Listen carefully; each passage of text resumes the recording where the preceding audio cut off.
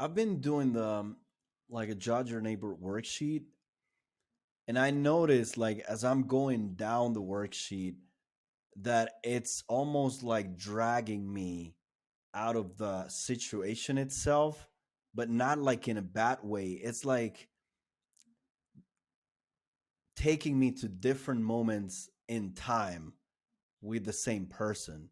So Yeah. it's like instead of being, I feel like instead of being a judge your neighbor worksheet, it becomes like almost one liners at one point.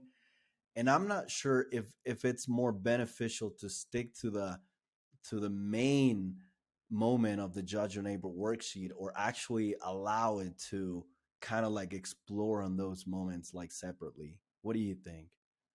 What a great question. Yeah, I think this is something that many of us have experienced. I know I have many times. And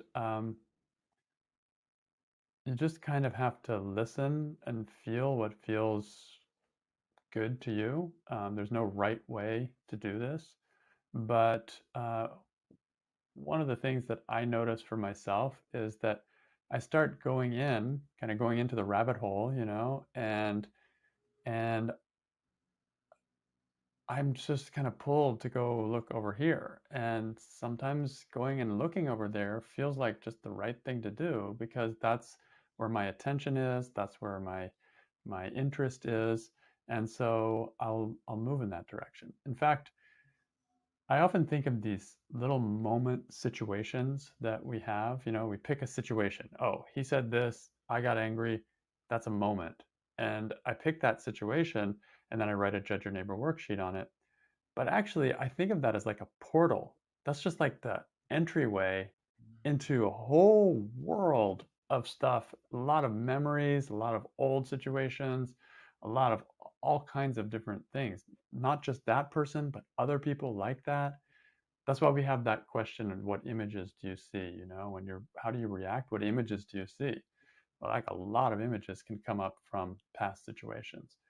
And so to just cut those off and say, I'm not going to look at that, I'm just focused on this moment, I think for me, that would kind of stop me from getting what I came for in that moment. Like that, why did that stress me? Well, also because of this, because of this. And so seeing all that helps to inform my inquiry about that one particular moment. So what I usually do, and again, there's just you have to play with this, but what I'll do is I'll start with this moment that happened, whatever, today, I'm angry at him because of he said something.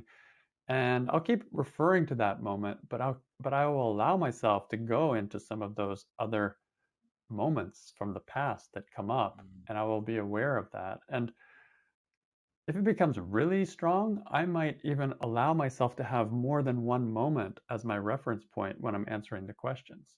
And so I might actually be answering the question from the moment right now, but also from the moment in another place. Like if my brain is not going to get confused by it, I will sometimes allow myself that freedom. So yeah. Now, there are other times, I'm just going to play both sides here a little bit because there are other times where I feel like that's distracting me because I'm really just focused on this particular moment that happened now. And if I feel like it's dividing my attention too much, then I might just say, okay, put that on hold.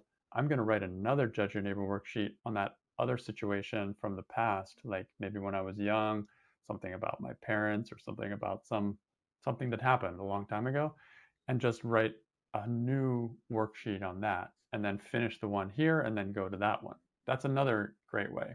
So you'll kind of feel for yourself whether you're dividing yourself or whether it's working together. And if it's working together, where's the problem? If it's sort of distracting you, then cut it off, make it two separate ones.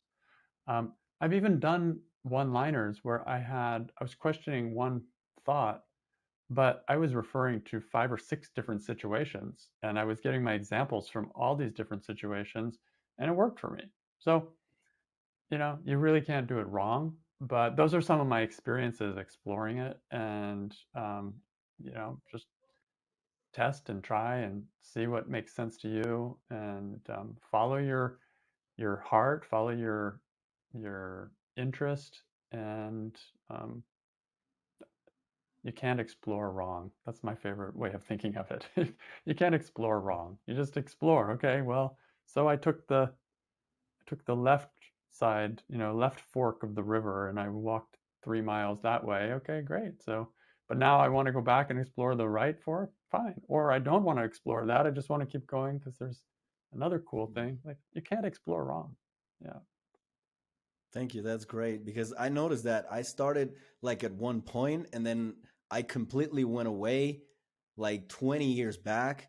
And then at some point, it's like dragging me back to the moment that I started initially. So that was like interesting to see if I got lost in there and it was like not worth it or something to get back to it. So I appreciate it. Yeah. Thank you.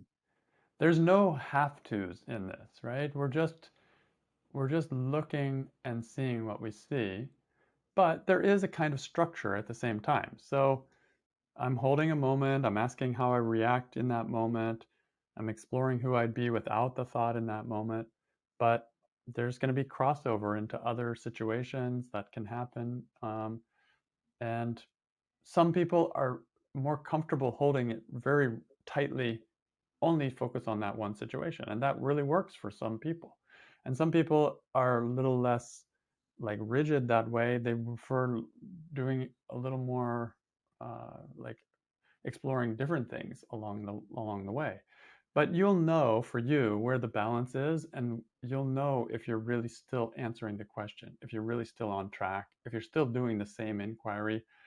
There's a difference between that and just going off completely into, just thinking about anything, or just starting to analyze. Now that's a different thing. If I go into analysis, like I'm starting to analyze, oh yeah, that's why that happened, and that's why that happened, and that's why that happened, and now I'm not really answering the question, how do I react when I believe the thought? Or I'm not really answering the question, who would I be without the thought? Or I'm not really finding a turnaround. So you'll feel with experience, you'll feel when you're in the work, when you're doing the work, or when you've stepped out of the work. And if you have stepped out of the work, that's when I would bring myself back to the work. But within the work, there's the moment situation, which I often bring myself back to. But there may be other situations that are worth sitting in as well.